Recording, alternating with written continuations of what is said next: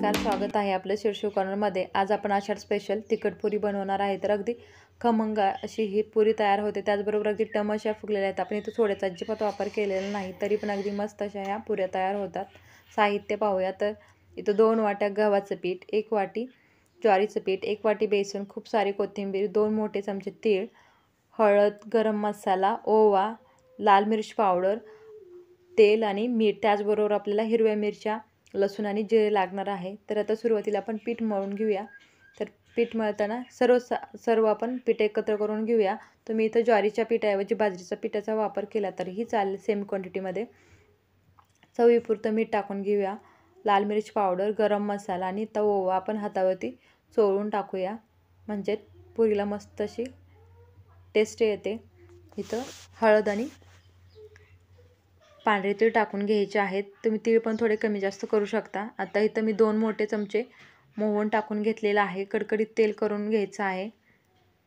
आता सुरुवातीला हे गरम तेल आहे, त्यामुळे आपण चमच्याच्या सहाय्याने व्यवस्थित असं मिक्स करायचं आहे। त्याच्यानंतर आपल्याला हाताच्या सहाय्याने या पद्धतीने व्यवस्थित असं मिक्स करून घ्यायचं आहे, जेणेकरून सर्व तेल हे पिठाला व्यवस्थित असं लागलं जाईल। आता आपण एक वाटण तयार करून घेऊया। तर त्यासाठी इथं हिरवी मिरची, लसूण आणि जिरे घेतलेले आहेत। तुम्ही हिरवी मिरचीची क्वांटिटी कमी जास्त करू शकता। तर आपल्याला या पद्धतीने बारीक करून घ्यायचं आहे आणि आता हे टाकून घेऊया।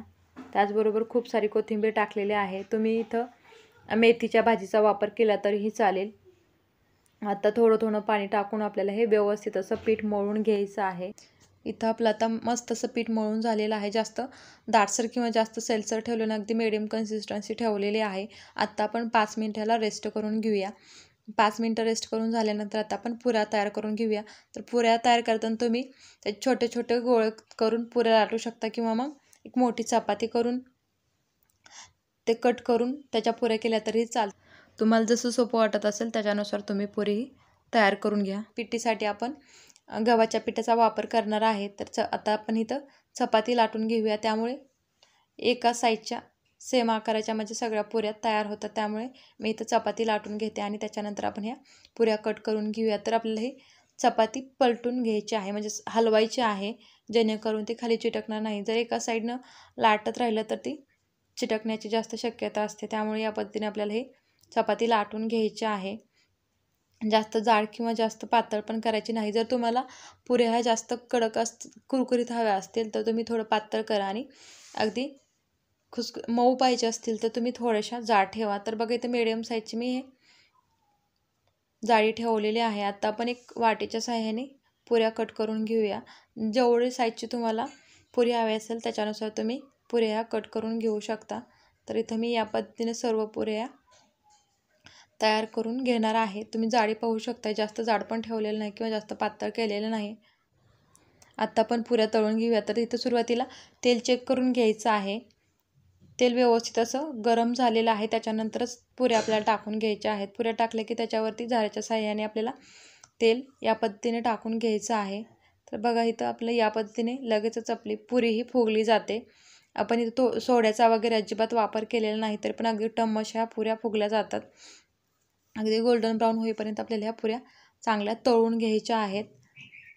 तर पाहू शकता मस्त अशी ही पुरी टम अशी फुगलेली आहे। बाकीच्या पण पुऱ्या आपण याच पद्धतीने तळून घेऊया। तर पुरी तळताना सर्वात महत्त्वाचं म्हणजे तेलाचं टेम्परेचर हे सुरुवातीला चेक करायचं आहे। अगदी कडकडीत गरम करून तेल घ्यायचं आहे, आणि त्याच्यानंतर गॅसची फ्लेम मिडियम करूनच आपल्याला पुरी ही तेलामध्ये टाकायची आहे। जर तेल कमी गरम असेल तर पुरी ही एकतर फुगली जात नाही किंवा ती जास्त तेल पिते। त्यामुळे तेलाचं टेम्परेचर व्यवस्थित असंच ठेवायचं आहे आणि पुरी तळायची आहे। तर बघा या पद्धतीने तुम्ही पुऱ्या ह्या तळून घेतलेल्या आहेत। अगदी मस्त अशा ह्या टम फुगलेल्या पुऱ्या आहेत। तुम्ही पाहू शकता अगदी खमंग ही पुरी लागते। तर तुम्ही पण ही रेसिपी नक्की घरी ट्राय करा, आणि जर रेसिपी तुम्हाला आवडली असेल तर लाईक करा, शेअर करा, सबस्क्राईब करा आणि त्यापुढील बेल आयकॉनला प्रेस करा। Thanks for watching.